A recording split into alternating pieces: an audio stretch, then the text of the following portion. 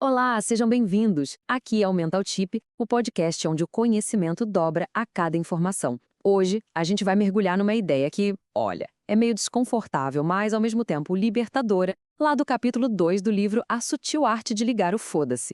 A tese do Mark Manson é a seguinte: a felicidade não é uma coisa que a gente conquista e pronto. É, na verdade, o resultado dos problemas que a gente escolhe encarar. Pois é, parece meio estranho, né? A gente costuma pensar que ser feliz é, sei lá, não ter problema nenhum. Mas o Manson vira essa lógica de ponta cabeça. Ele diz que é justamente na luta para superar os desafios que a gente constrói propósito, autoestima e cresce de verdade. A felicidade, então, não tá lá no final, na linha de chegada. Ela tá no processo, sabe? Na corrida em si. Beleza, para a gente entender essa filosofia, a gente precisa primeiro aceitar uma verdade bem fundamental que o autor joga na nossa cara sobre como a vida funciona. É o seguinte, problema não há um erro, não há um bug no sistema da vida. Pelo contrário, os problemas são a própria essência da existência, não tem como fugir. A vida é, por natureza, uma sequência sem fim de problemas para a gente resolver. E a grande sacada é essa: a gente não se livra dos problemas, a gente só troca um pelo outro. Pensa bem, ter um emprego traz o problema do estresse, dos prazos. Não ter um emprego traz o problema da falta de grana. Estar num relacionamento tem os desafios da convivência. Não está? Vem a solidão. A vida é isso, uma troca constante de um pacote de problemas por outro. Então, o ponto central é exatamente este aqui. A meta não é ter uma vida sem problemas, porque vamos ser sinceros, isso é impossível. O objetivo de verdade é encontrar problemas melhores. É buscar desafios que deem um gás, que façam sentido pra gente e que, quando a gente resolve, trazem aquela sensação boa de progresso, de significado.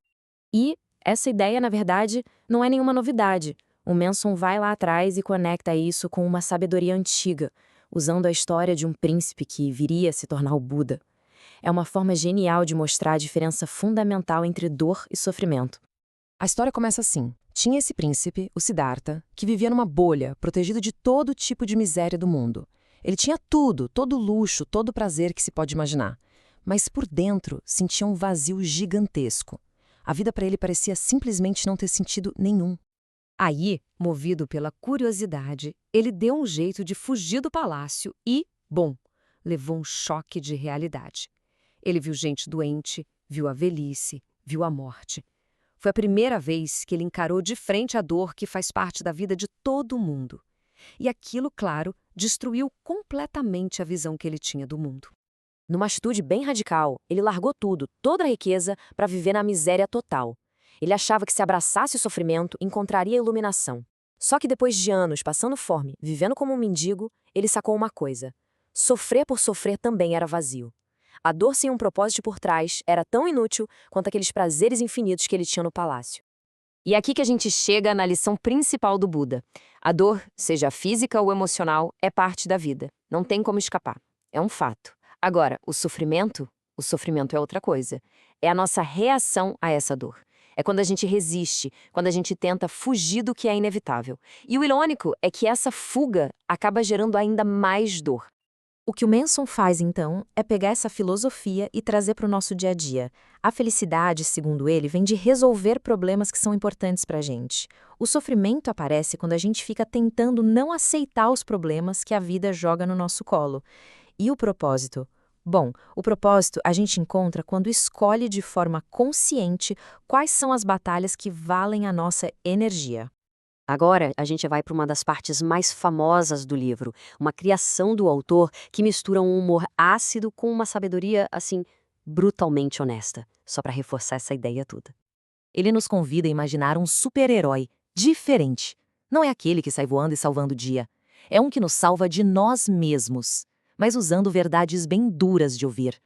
E esse herói é o Panda da Desilusão. O superpoder dele é basicamente de porta em porta entregando aquelas verdades que a gente não quer ouvir, sabe? Aquelas que a gente precisa, mas que faz de tudo para ignorar. A primeira paulada que ele dá é essa aqui. Ataca direto o nosso ego, aquele sentimento de que a gente merece mais. Essa ideia de que somos flocos de neve únicos, especiais. Bom, segundo ele, é uma ilusão que só atrapalha a gente a lidar com a vida real. A segunda verdade que ele joga na nossa cara desmonta aquela ideia de que só a gente sofre, de que a nossa dor é única. A real é que milhões de pessoas já passaram ou estão passando por coisas bem parecidas. E entender isso não é para diminuir o que a gente sente, mas para nos conectar com todo mundo, para tirar a gente daquele isolamento. E, para fechar, vem o maior choque de realidade de todos: o fato de que a gente tem um prazo de validade. Lembrar que o nosso tempo aqui é limitado é o que dá um senso de urgência, é o que dá peso e significado para as nossas escolhas. A mensagem do panda, no fim das contas, é bem clara. Pode até doer ouvir essas coisas na hora, mas viver negando, fugindo da realidade, causa um sofrimento muito, mas muito maior e que dura muito mais tempo. Aceitar a real, por mais difícil que seja, é o que liberta. Beleza, então, como é que a gente junta tudo isso numa coisa mais prática para o dia a dia? O Manson resume a ideia toda numa equação bem direta sobre o que é a felicidade.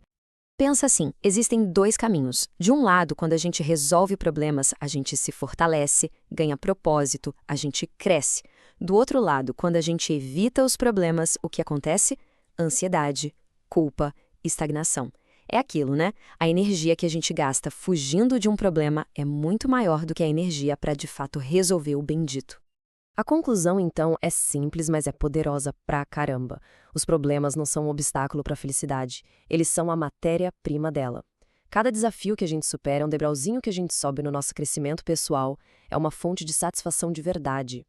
E para fechar o raciocínio, o Manson ataca uma armadilha mental super comum, uma coisa que impede muita gente de ser feliz agora, no presente. A gente vive tratando a felicidade como se fosse um prêmio no final de uma gincana, né? Uma lista de coisas para fazer. Ah, vou ser feliz quando eu for promovido. Vou ser feliz quando eu comprar aquela casa. O problema é que, assim que a gente consegue uma coisa, já aparece o outro quando na frente. E a tal da felicidade fica sempre lá no futuro, um futuro que nunca chega. E é isso que nos traz a reflexão final. Se os problemas são parte da vida, se eles são inevitáveis e constantes, a pergunta mais importante não é como eu me livro deles. A pergunta é: quais problemas valem a pena ter? Quais são os desafios que, se a gente encarar, vão dar significado, vão dar propósito para a nossa jornada? É essa escolha que, no fim das contas, define a qualidade da nossa vida.